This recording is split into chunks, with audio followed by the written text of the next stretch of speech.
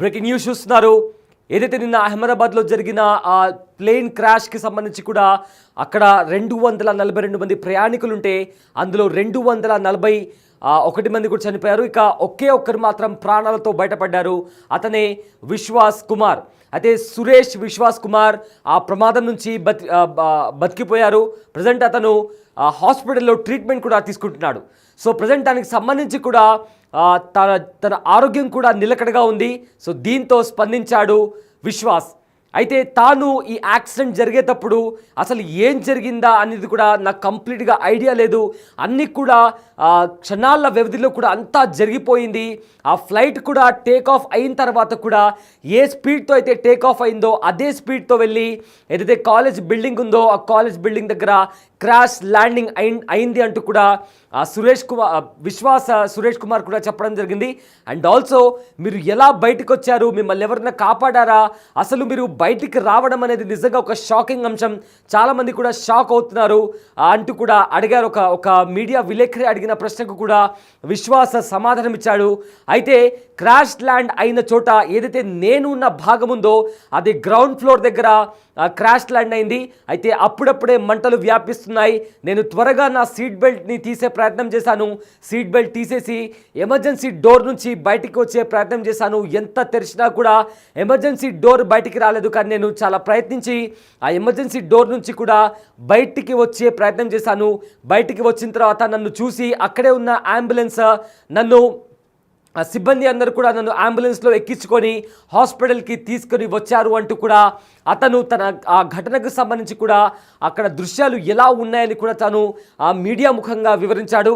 అయితే big TV screen పైన మీరు చూస్తున్న వ్యక్తి విశ్వాస్ కుమార్. అతను ఏకైక వ్యక్తి. 242 మంది ప్రయాణికులు అహ్మదాబాద్లో జరిగిన ఘటనలో ఆ ప్రయాణ సమయంలో అందులో ఉన్నారు. అయితే 241 మంది కూడా చనిపోయారు.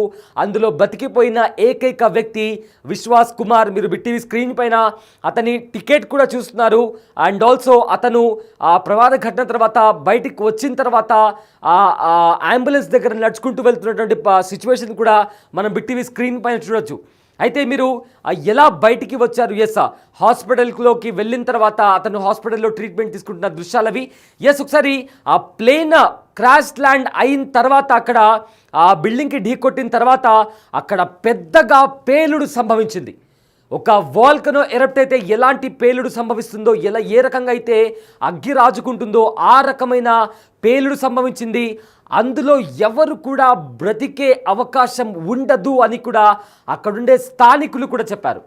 బట్ చాలా అంటే చాలా షాకింగ్గా ఒక వ్యక్తి ఆ ఏరోప్లేన్ నుంచి కూడా తాను వెంటనే సీట్ బెల్ట్ తీసేసి కూడా ఆ ఫ్లైట్ నుంచి కూడా బయటికి దూకేశాను. అయితే చాలామంది నేను కింద పడిన ఏదైతే ఫ్లైట్కి సంబంధించిన పార్ట్ అయితే గ్రౌండ్ ఫ్లోర్ దగ్గర ల్యాండ్ అయింది. మిగతా పార్ట్ అంతా కూడా హాస్పిటల్ బిల్డింగ్లోకి కూడా చొచ్చుకుపోయింది. బహుశా దాని కారణంగా సీట్ బెల్ట్ తీసుకోలేకపోయారు చాలామంది. తీసుకోలేని ఫ్రాక్షన్ ఆఫ్ సెకండ్స్లోనే అంత మంటలు వ్యాపించడంతో కూడా ఆ సీట్ బెల్ట్స్ వాళ్ళు తీసుకోలేకపోయారు. కాబట్టి అక్కడ వాళ్ళు చిక్కుకుపోయి అక్కడే చనిపోయారంటూ కూడా అతను చెప్పుకొచ్చాడు. కానీ తాను మాత్రం చాలా తొందరగా సీట్ బెల్ట్ని తీసేసుకొని బయటికి దూకేశానంటూ కూడా రమేష్ విశ్వాస్ కుమార్ తన ఘటనకు సంబంధించిన అప్పుడు ఆ సిచ్యువేషన్లో ఎలా జరిగిందనే విషయాల గురించి కూడా తను గుర్తు చేసుకుంటూ తను మాట్లాడడం జరిగింది. అయితే ప్రజెంట్ అతను హాస్పిటల్లో ఉన్నాడు. అతన్ని ప్రధాని మోదీ కూడా పరామర్శించారు. అతని ఆరోగ్యానికి సంబంధించి కూడా ఎలాంటి కాంప్రమైజ్ లేకుండా అతను ఫుల్లీ రికవర్డ్ అయ్యేంత వరకు కూడా ప్రతి ఖర్చు కూడా ప్రభుత్వమే చూసుకుంటుంది అంటూ కూడా ప్రధాని మోదీ భరోసా ఇచ్చినట్లు కూడా అతను చెప్పారు. అయితే బిగ్ టీవీ స్క్రీన్ పైన ప్రధాని మోదీ అతనితో మాట్లాడేటప్పుడు ఏ రకంగా మాట్లాడారు, ప్రధాని మోదీ అతనితో మాట్లాడి అతని యోగక్షేమాల గురించి, ఆ ఇన్సిడెంట్ జరిగినప్పుడు ఎలా ఉంది అనే ఆ సిచ్యువేషన్ గురించి కూడా ప్రధాని మోదీ నాతో అడిగి తెలుసుకున్నారంటూ కూడా విశ్వాస్ కుమార్ చెప్పడం జరిగింది. అండ్ ఆల్సో ఆ ప్రమాదానికి సంబంధించి నేను కూడా బ్రతికి ఉన్నాను అని చెప్పి నేను కూడా నమ్మలేకపోయాను.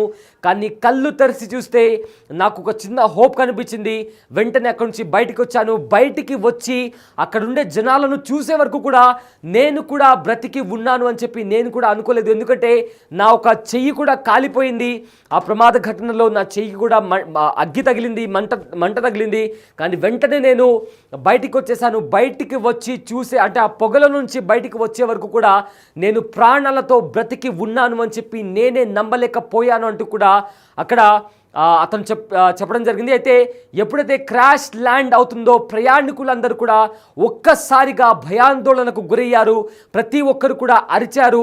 బట్ వెంటనే అక్కడంతా కూడా ఫైర్ అనేది అక్కడ అగ్గి రాజేయడం అంతా కూడా సో ప్రతిదీ కూడా క్షణాల్లో జరిగిపోయిందంటూ కూడా విశ్వాస్ కుమార్ చెప్పడం జరిగింది. సో వెంటనే అక్కడ నాకున్న సీట్ బెల్ట్ని తీసేసి నేను ఎమర్జెన్సీ డోర్ దగ్గరికి పరిగెత్తాను అంటూ కూడా తనకు సంబంధించిన ఆ సిచ్యువేషన్ గురించి ఆ సిచ్యువేషన్లో ఎలా ఉన్నాడు అని చెప్పి కూడా ప్రతి డీటెయిల్ని కూడా విశ్వాస్ కుమార్ చెప్పాడు. రైట్, బిగ్ టీవీ స్క్రీన్ పైన మనం చూసే విజువల్స్ ఒక ఫ్రేమ్లో ఆ ప్రమాద సమయంలో ఏ రకంగా ఆ ప్రమాదం చోటు చేసుకుందో విజువల్ చూస్తున్నాము. ఆ తర్వాత విశ్వాస్ కుమార్ ఎలా బయటికి వచ్చాడు, బయటికి వచ్చిన తర్వాత అతన్ని అక్కడ నడుచుకుంటూ వెళ్తున్నాడు. అతను బయటికి వచ్చిన తర్వాత అతను అక్కడ స్థానికులతో మాట్లాడుతున్నాడు. ఆ ఫ్లైట్లో నేను ఉన్నానంటూ కూడా అతను చెప్తున్నాడు. అతన్ని అక్కడ దగ్గరలో ఉన్న అంబులెన్స్లో ఎక్కించుకొని హాస్పిటల్కి తీసుకెళ్లారు. హాస్పిటల్లో అతను బెడ్ పైన పడుకున్న విజువల్ కూడా మీరు చూడొచ్చు. అండ్ ఆల్సో ప్రధాని మోదీ అతనితో మాట్లాడి అతని యోగక్షేమాల గురించి కూడా అతని యోగక్షేమాల గురించి కూడా అడిగి తెలుసుకున్నారు. రైట్, అక్కడ ప్రజెంట్ సిచ్యువేషన్కి సంబంధించి కూడా కొంతమంది